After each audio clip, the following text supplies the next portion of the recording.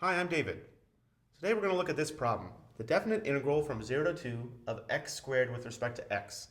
But we're not actually going to find this definite integral by hand. We're going to use the trapezoidal rule to figure it out using n equals 4 trapezoids. We're going to have to remember what the trapezoidal rule says. It says the integral from a to b of f of x dx equals b minus a over 2n times the quantity f of x naught plus 2 times f of x sub 1 plus 2 times f of x sub 2 plus 2 times f of all my endpoints plus 2 times f of x sub n minus 1 plus 1 times f of x sub n. Okay, this is where I split up my interval into n equally width subintervals, and the endpoints, which there'll be n plus 1 endpoints, are x sub 0, x sub 1, x sub 2, x sub n minus 1, and x sub n. And this formula comes from the fact that we're using the area of a trapezoid. But the important thing to remember is that 1 is multiplied by the first and the last, and all the middle terms have a 2 multiplied in them. Okay, let's try to interpret our problem using this formula. So the first thing we need to do is we need to take our interval from 0 to 2 and split it up correctly. Now here we only need to split it up into 4 intervals. So let's split it in half. From 0 to 2, split in half is 1. And then if I split this interval in half, I get 1/2. And if I split this interval in half, I get 3/2. So that wasn't too bad. Now in my formula, this is x naught, x1, x2, x3, and x sub n, or x4. So let's plug this formula in for our expression.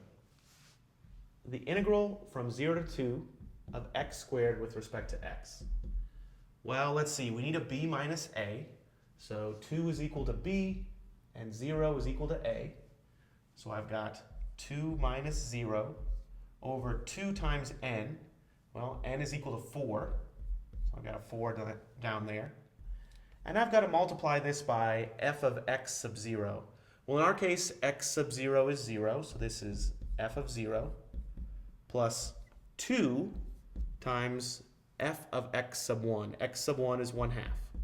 So f of 1/2 plus 2 times f of 1 plus 2 times f of 3/2. And my last one, f of n, or x sub n, is x sub 4. I don't want to multiply by 2. I only want to multiply by 1. F of 2. So again, in the trapezoidal rule, the first and the last are multiplied by 1, but all the middle terms are all multiplied by 2. Okay, we know what f of x is. F of x is x squared, so we can simplify this. Let's see, this is 2 over 8